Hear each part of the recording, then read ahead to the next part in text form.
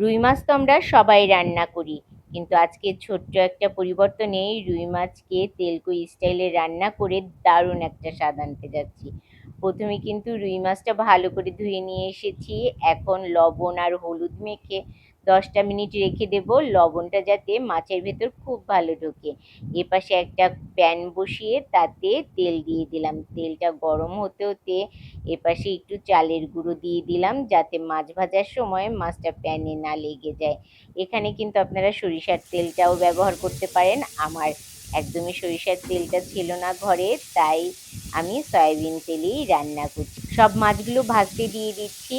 ভাজতে দিয়ে তারপর একটু সময় অপেক্ষা করব। এক পিঠ ভাজা হলে আরেক পিঠ উল্টে দেব।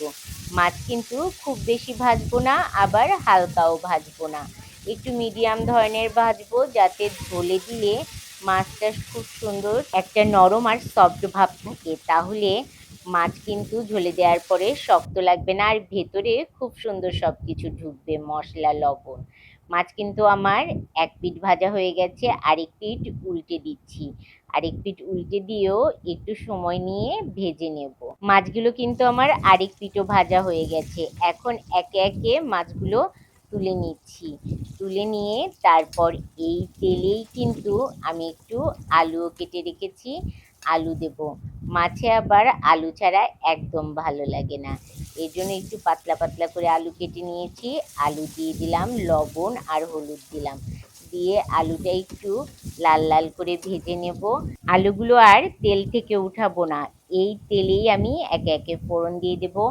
এলাচ আর দারচিনি, তেজপাতা আর জিরে ফোড়ন দিয়ে এখানে আদা গ্রেট করে দিচ্ছি। আদা আর আজকে বেটে দেইনি, একদম গ্রেটারের সাহায্যে মিহি গ্রেট করে দিচ্ছি।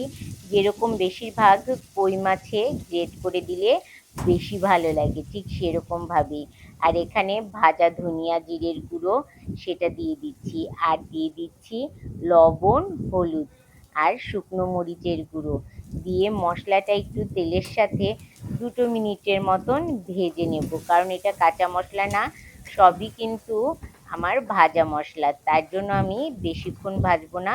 2 মিনিটের মতন ভেজেই আমি গরম জল ব্যবহার করছি। গরম জলটা দিয়ে 2 মিনিট ঢাকনা দিয়ে রেখে দিয়েছি। এরকম ফুটে আসলেই তখনই কিন্তু সেই ভেজে রাখা মাছগুলো দিয়ে দেব। মাছগুলো দিয়ে একটু নাড়িয়ে চাড়িয়ে ঝোলের ভেতর খুব ভালো করে ডুবিয়ে দিতে হবে, তাহলে কিন্তু মাছগুলো খুব নরমও হবে আর ভেতরে সব ঝাল মশলা ঢুকবে। ঢাকনা দিয়ে 5 মিনিটের মতন রান্না করে আবার উল্টে দিচ্ছি।